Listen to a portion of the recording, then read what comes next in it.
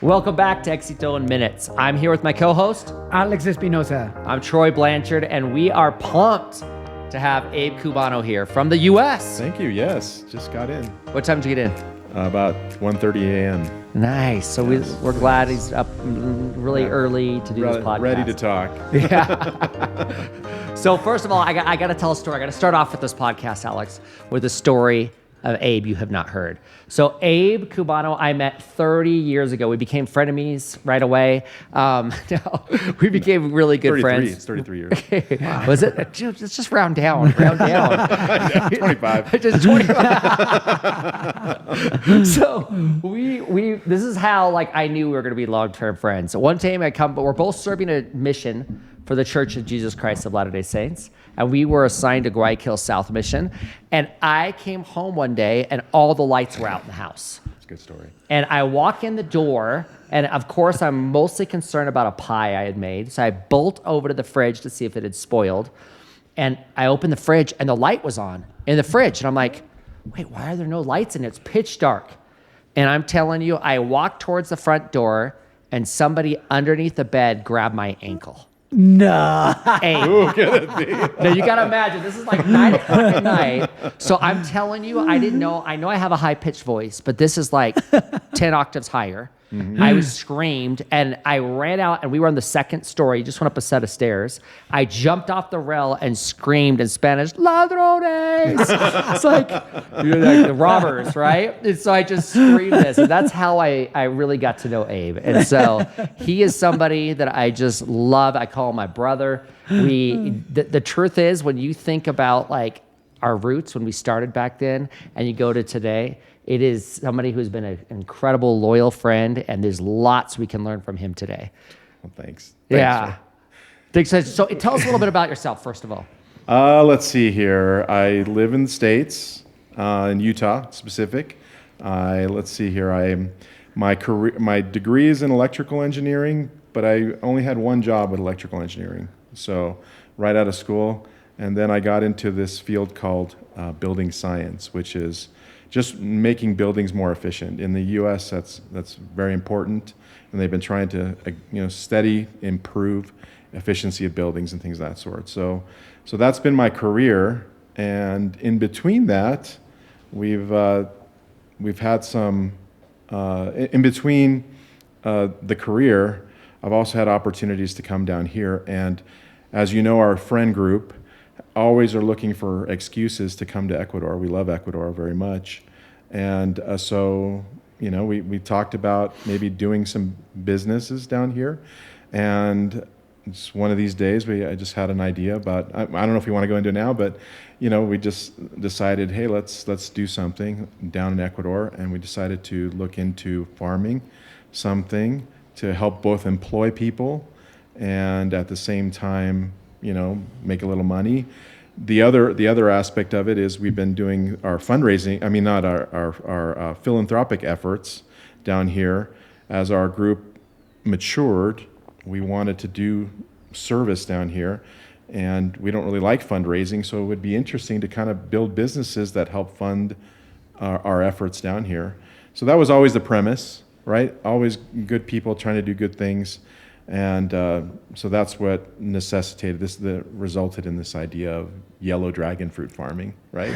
I think it's funny when I say that, because it's like we could have gone through 20 different, infinite amount of business opportunities that are down here, and somehow we land on yellow dragon fruit. I always, I was like, what, when I tell people what we're doing down here, I think, it's like, I don't even believe it. It's like, how did that even happen? Okay, so we got a lot to unpack here. Yeah. Alex, I'm going to say we're going to hold on the yellow dragon fruit farm. So if you're listening right now, don't disconnect. I'm telling you, you're going to want to hear the story of why somebody in the U.S. came down and doesn't only have a yellow dragon fruit farm, but collectively the largest in Ecuador. But we're going to get there. But first, we got to back up. So I want you to guess how many kids Abe has.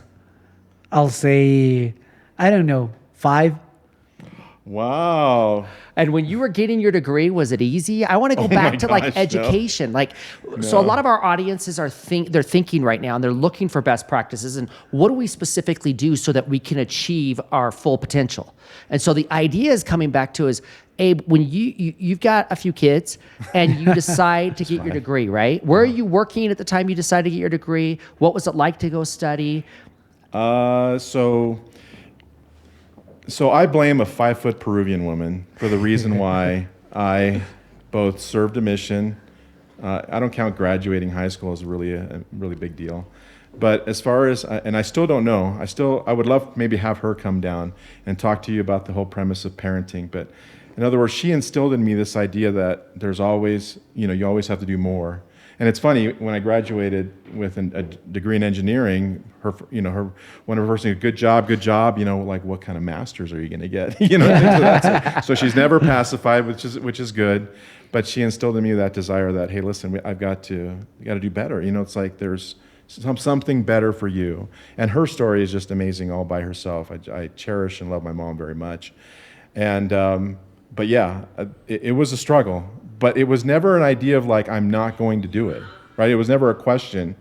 Both serving a mission, for example, for some people, it may seem like a choice, but for me, it never was. Not that I of course had the choice to serve, but it was never a question whether I was going to. And the same with education. It was never a question whether I was going to go to school. I needed to educate myself. I had been ingrained with that idea that if I'm going to be successful, I needed to have education.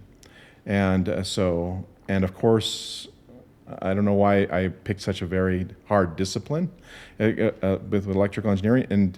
And you would think, for me, an engineer, you better be good at math, good at all these different types of sciences. I wasn't good at it. I struggled through it.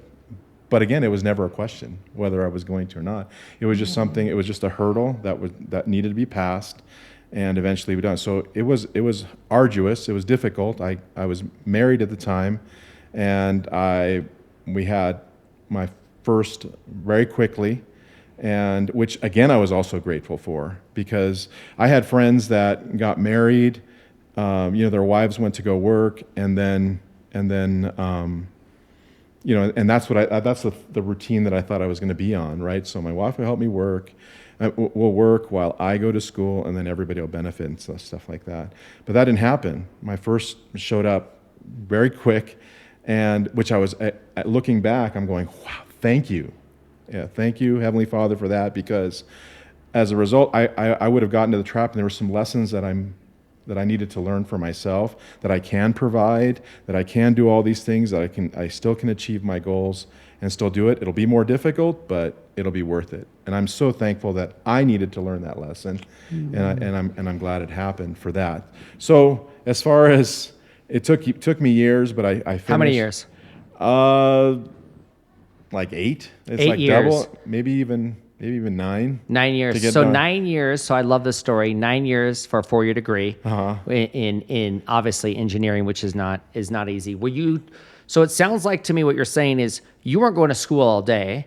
You're working full time, providing for your wife and your daughter, and now you're going to classes at night for 9 years. I'm going everywhere. So my goal was, so an engineering degree, the first semester is always chemistry, physics, calculus, an elective, that's something related to that. So it's very, very arduous. And I'm looking at that 4-year degree, knowing that I probably won't be able to do it.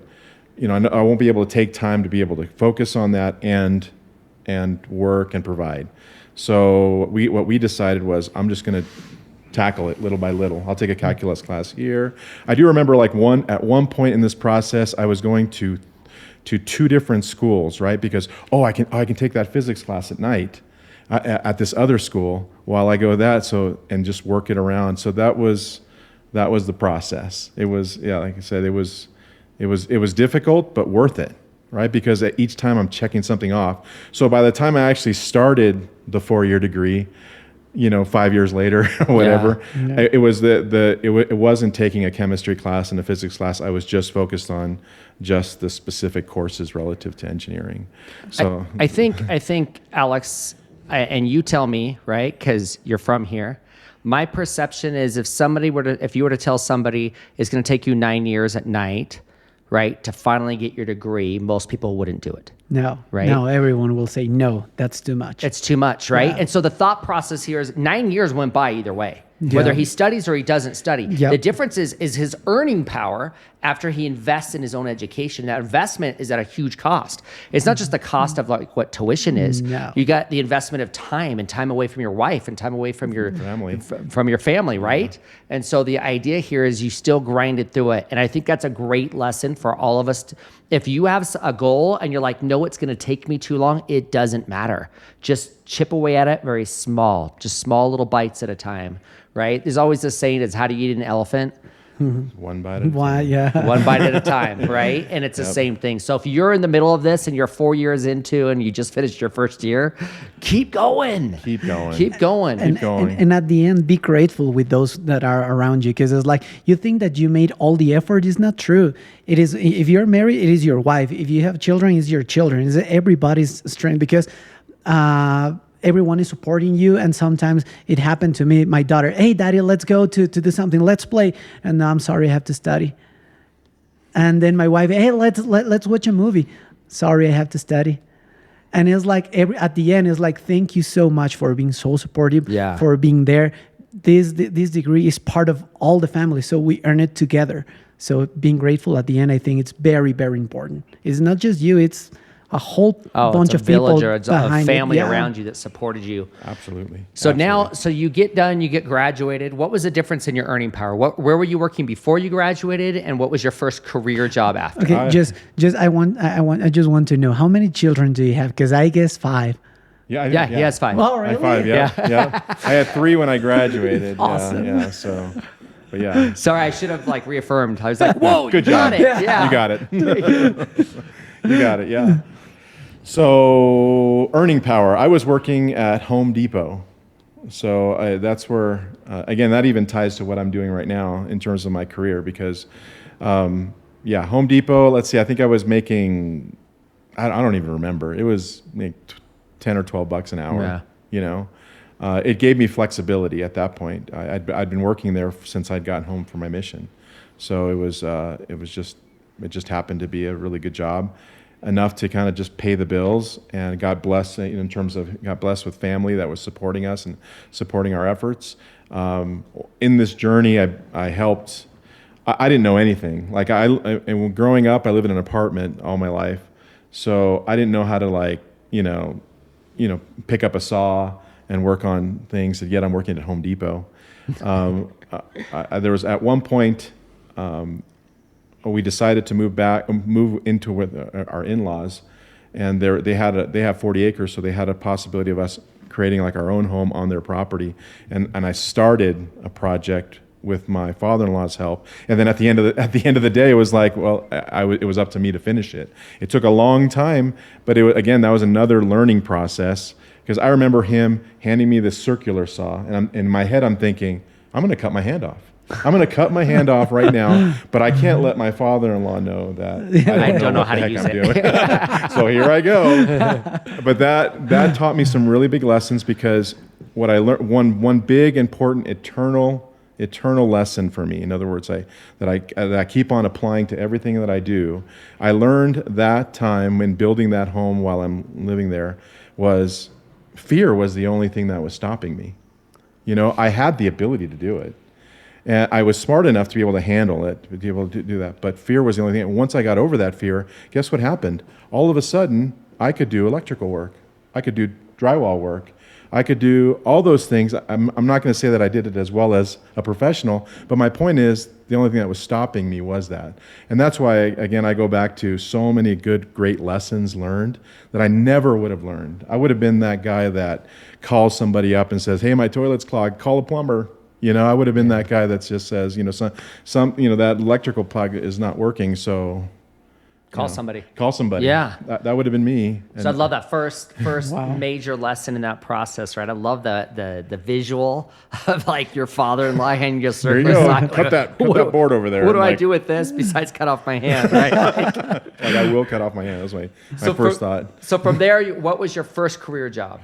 from Home Depot. So this was during an interesting time in the U.S. where there was low percentage. Let me go back. I was working at Home Depot, and a really good friend of mine at work says, "Hey, by the way, there's a house next door for sale." Now let me tell you where I'm at. I am graduating school, and I don't have a job yet. But in the U.S. at the time, all you had to do was breathe and get a mortgage. It's like, oh, okay. Well, I breathe, so therefore I could probably get a mortgage. House loan. I can get a house loan. So this is like May, I don't remember what year, and I haven't graduated yet. So I get approved for a mortgage based on the fact that I have a degree in electrical engineering, that I will have a degree. So Wow. I had to prove to them that here's my diploma, and they based the fact that, well, an engineer makes X amount of dollars, so you'll be qualified for a loan. So then I graduated and had to find a job. And I was able to find a job, making half of what I was probably expected to earn, but I just needed the job so I can get the mortgage. Yeah. So from there, it was really, really interesting. But yeah, I was grateful for the degree because it literally paid off because I was able to get my first home based on the fact that I had a degree. If I was still working at Home Depot, it would have been impossible. But because I had a degree, they get me. So I forgot what the original question was. No, that's great. I just wanted to show, because I think a lot of times when you think of investing in education, that's not the only way to be self-sustaining, successful, financially independent. People do it without formal education. But I just want to show the example in here of look, I worked before at like Kiwi, if you were here in Ecuador, right? I worked at Kiwi, and I went and got my degree, and then I was able to immediately qualify for a loan, right? And then it took him on to a whole nother direction in his life. It just opened doors. It just opened doors from then on. And like I said, then once they say, you've got an engineering degree, okay, then from there, there's an expectation of understanding, and I was grateful for that because my first job outside of electrical engineering and into the building science field was a result of the fact that I had an electrical engineering degree. We were working for the Department of Energy, and there was a research team. There were 6 research teams in the country. One of these research teams was needing engineering help, and again, and I got very excited because I built that first home while I was going to school, so that got me the fire, the excitement. Like, wow, we could do this way more efficiently. And then that's where my career kind of moved into that arena. And then I saw this opportunity, and I got the job as a result of the fact that I had my electrical engineering degree, because we got to set up homes and put sensors in homes, and they somehow believed that you needed an electrical engineer to do that. You didn't really necessarily, but it's the reason why I got that first job. And again, that launched my career. That was over 20 years ago, because of the fact that and then, my success in my career is a direct result again of that education. That education. Wow. Yeah. I love this. I love this. So let's now pivot to what I promised at the beginning of the podcast. As we go to the second half of the podcast, let's transition to what the heck are you doing in Ecuador? Why are you one of many owners of Yellow Dragon Fruit Farms? Right? Why do you run with a team, the largest conglomerate of Yellow Dragon Fruit Farms? Like, let's talk a little bit about, has the journey been simple, what it's been like? Just tell us a little bit. And from the perspective of, if you're listening to this, there's a lot of people out there that are listening that are in the middle of a business and they're just hit one barrier after another barrier, right? And so as you tell your story, it'd be good to say, hey, this is what took place and this is how we resolved it. I already know that you're saying, when fear comes in, you're like, nope, I'm not gonna play that game, right? Mm-hmm. And I think that's probably one of your biggest strengths, right? When he says, hey, I want to go clear a bunch of logs and plant a Yellow Dragon Fruit Farm, I think of all the things that can go wrong, maybe, right? Because I don't know that industry, right? I don't know farming, and he's like, all the things that'll go right. So I like that. But let's go back. You started to say a little bit, Abe, about there's a service project that takes place here. So if you're interested, send us a text. It's every 3 years. It's coming up this June 2025. And so you can reach out if you want to participate, where there's about 80 people that fly in from the U.S. Last year, we had about 50 people. Last service trip, we had about 50 locals that were all helping us as well, so that we can do an impact. So, and you'd mentioned that, the idea was to start a business, right? So that it would help fund your humanitarian efforts. If you know Abe, he is an incredible humanitarian. He constantly constantly is wanting to serve. In fact, even with his education, his degree, I would call him frequently over the years. Where are you at? Oh, I'm over at Todd Hadley's. I'm putting a ceiling fan. Where are you at? I'm at Brian's right now. I'm checking out some plans. He's going to build a house. Like, he's constantly serving. And I think that disposition has been an incredible example to all of our group. And not only that, when it comes to these service projects, they're not inexpensive, right? He's had to raise funds. We've got some really good friends that have really been just super generous and been able to help us with this. But coming back to, it still doesn't make a lot of sense. It does somewhat, right? To start a company, to build a fund humanitarian efforts. How did it go? Tough at the beginning. I'll be honest. We can see the writing. We can see the light at the end of the tunnel in terms of what where it's headed. But so many wonderful lessons learned. This whole life is about hopefully experiencing challenges and then learning from them and then bettering yourself. We started this journey in 2018, the latter part of 2018, and again, I don't even know.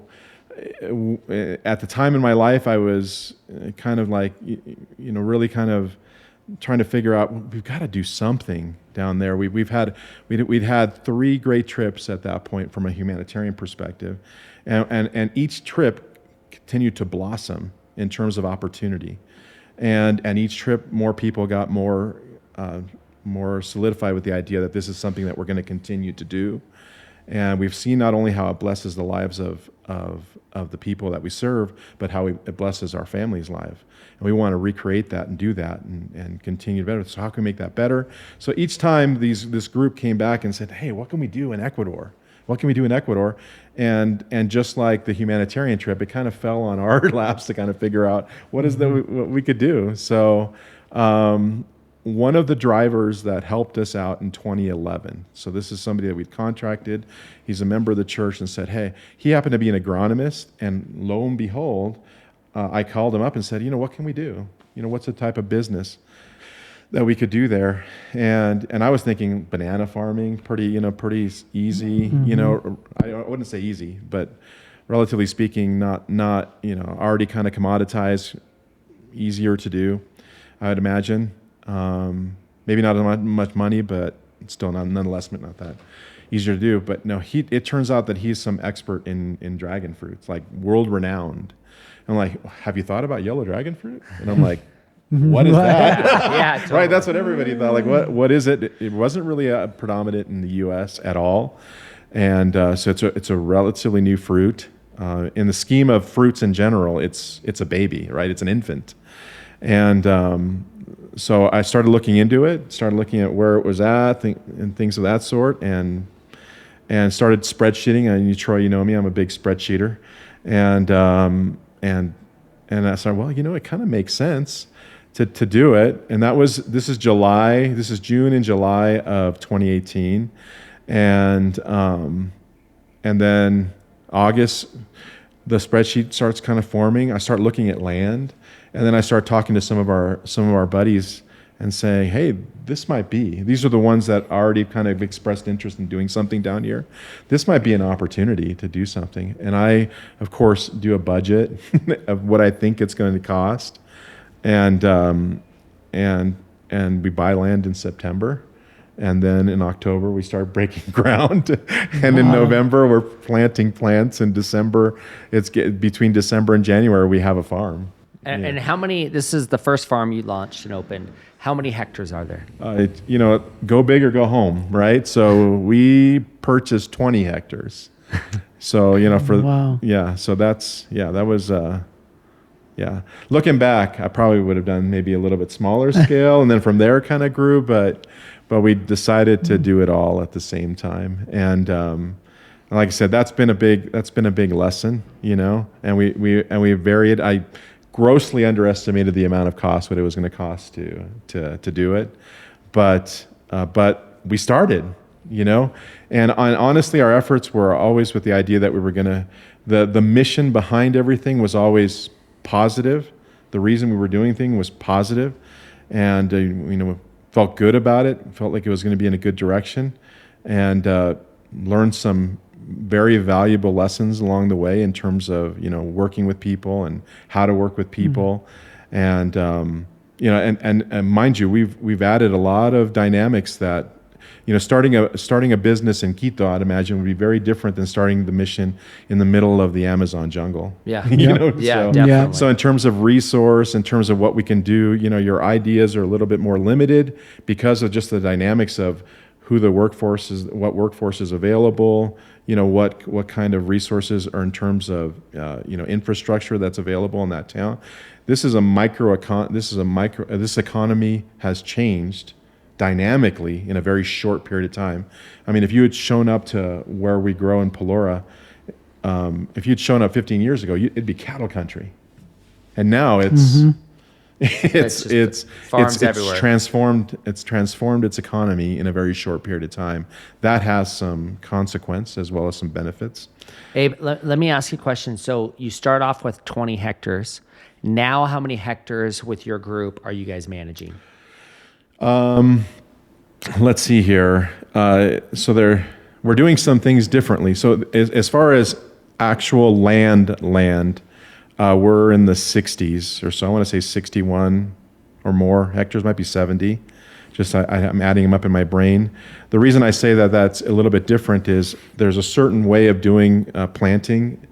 As I mentioned, they do things a certain way down there, but they're starting to look at now with advances and what they're and understanding the crop better. We're doing things a little bit differently. So we have the equivalent of, in terms of plants out there, we would have the equivalent of over 100 hectares of plants up there now.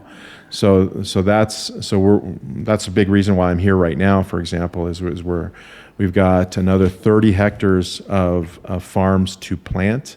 And those 30 hectares will be the equivalent of 90 hectares. So I want everybody to conceptualize this. Abe starts with an idea, gets some partners, comes out, starts with 20 hectares. He now has plants that are equivalent to over 100 hectares, right?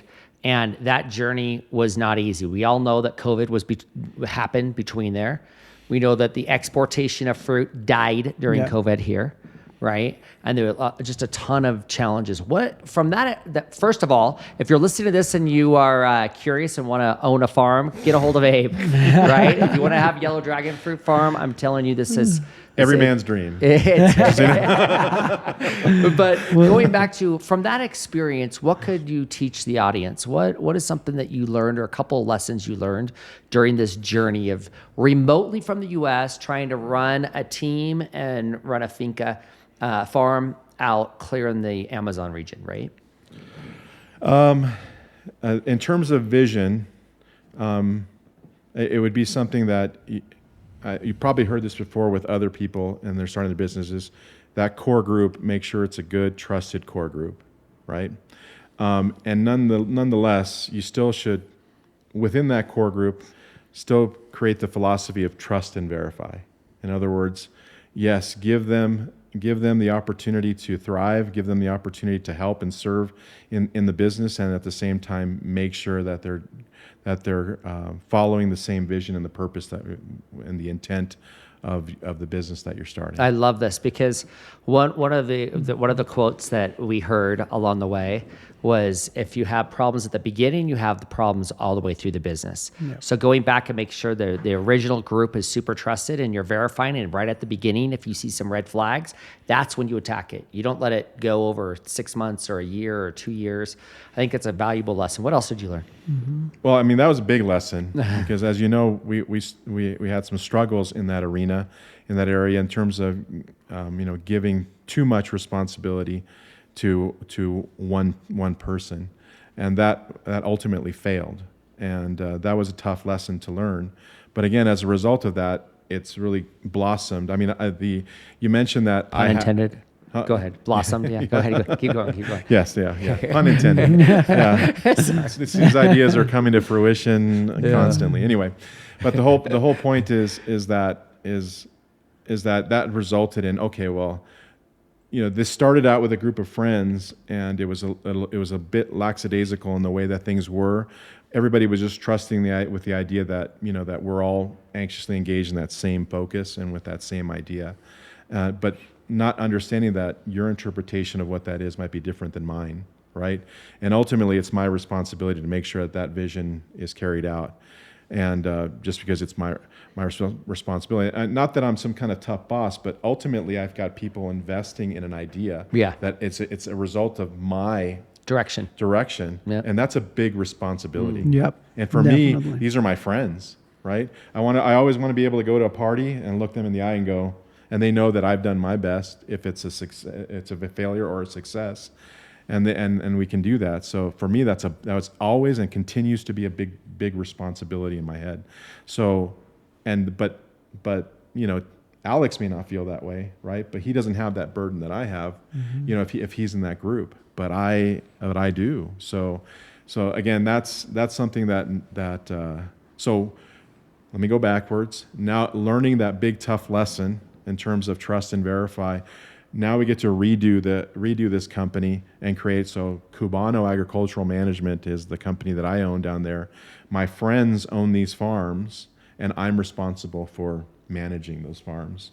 And how are we doing it differently now? Is now we get the right people in the room to help, and so creating that team of trusted team, but ultimately trust and verify. So we've got accountants. We've got assistants, we've got agronomists, we've got multiple agronomists, right? Yeah, multiple agronomists that are helping us. We've got a force now of 30 employees down there, making sure. And then my job is to cast that vision, because dragon fruit doesn't grow as soon as you plant it. It takes about 3 years for the plant to fully mature and start producing. So there's going to be a timer lag. So I mean, we could spend a whole discussion on trying to cast a vision. Again, trying to set up a business with a group of people sitting in here in the room in Quito is very different than trying to cast a vision with people that, in their minds, all they ever thought they were going to be was a worker. Yeah. And now I want them to say, no, you are a part of this team. I cannot succeed unless we're working together. I will do my job, you'll do your job. And the only way we'll succeed is if we're working together. So that vision, that right now is one of my biggest hurdles, is helping the employees that work for this team to understand that they are a crucial piece of this puzzle, that they are not just a worker. I love that. Whenever I don't tell them to call, because they always go, hey, jefe, hey. I go, no, my name's Abraham, all right? And again, I don't succeed unless you're doing your job. You don't succeed unless I'm doing my job. Yeah. So I don't so if we all work, we'll have success, and we will all win. I love that, because you point out so many topics that we talk about, right? It's the teamwork aspect. It's starting with why. It's casting the vision. It's getting the 30 people behind the same vision. But I love the leader-servant mentality, right? Like, I love talking about an org chart is usually like a diamond. I mean, yeah, it's more like a triangle. It's a diamond. It's like a diamond. That's great. But you flip it upside. They make triangle diamonds, just so you know. So whatever you want to choose. We're going to go with a triangle. But you flip it upside down, right? The person at the bottom is supporting everybody at the top. And that's what you've done. And I think a lot of times people look at the failure aspect or the challenge of what took place, but it's like your other degree, right? Like, if you want to say, does Abe have a master's degree in running a farm out there? He's got a 4-year degree, that's for sure. And he's almost done with his master's. And that first year was the tough classes, right? Mm-hmm. And those first years informed, and you learned from them, and you learned to say, hey, let's not keep everything in one. Let's diversify it with multiple people, and let's have everybody trust and verify, and let's grow this team together with the vision. I love it. Before we wrap up, I gotta ask 2 things that usually we start with. One, tell me about like your 5 kids, right? And I know we could talk, they're amazing. I know them all. We could talk about them for a whole nother podcast, but just briefly, how is life with now, you're an empty nester, there's no kids in the house. What is life like, and your relationship, and what have you learned from them that our audience can learn from you? Let's see. And mind you, he just had a wedding. He literally came from a wedding. I'm like trying to control my tears right now when you ask me that question. Oh, sorry. Because I'm like, I just had a wedding last week.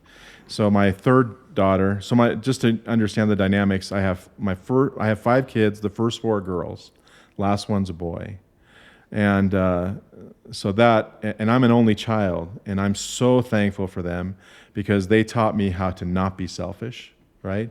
And with purpose, not selfish, with purpose, and I'm so thankful. Again, eternal lessons that I never would have had if I had not had children, right? So I love my kids. Oh yeah. And they for the most part they love me, and I'm grateful for them. And now my kids are producing kids. So if you say the next stage is being an abuelito. I love being an abuelito. I have 3. My oldest has 3 kids. I have 1 on the way. My second has a baby due in January. So I'll have 4. And I always hear the cliche about, when you become a grandparent, you have no. I'm like, whatever. But it's true. I am a believer. I love being an abuelito to my grandkids. And I work very hard at it. We go to the movies. I have a playhouse in the back. We do projects together. I've got a go-kart sitting inside my garage right now that needs an engine, and guess who's going to be working on it? All of us. We're all going to be working on it. So it makes life. It's life with purpose, and that is one of the things on my list. I want to be a very I want to be a relevant advisor parent now, when it comes to my adult children, and then be present, with my grandkids. I want them to be able to I want them to know who abuelito is. I feel like I'm a pretty young grandfather, so that's one of my life missions now is for them to, know who I am and where I'm coming from, and know my strengths, my passion, be able to transfer some of that to them. So I love that. Perfect way to end. I want to say, Alex, I hope everybody has a friend like Abe. If things are too complex, maybe it's the engineer side. I'll call him and say, this is so complicated. And he's like, no, it's not. Opens up a spreadsheet and he just figures it out in 5 minutes, right? Everybody needs a friend like that. Yeah. And if you're at a down moment in your life, you call Abe, right? If you're at a high moment in your life, you still call Abe. So we appreciate you being here. This is just Thanks, awesome. Man. That's a great opportunity. If you're learning, if you're learning English, hopefully you're listening to this. That's the whole point of having it in Spanish and English. We're going to record this in Spanish as well.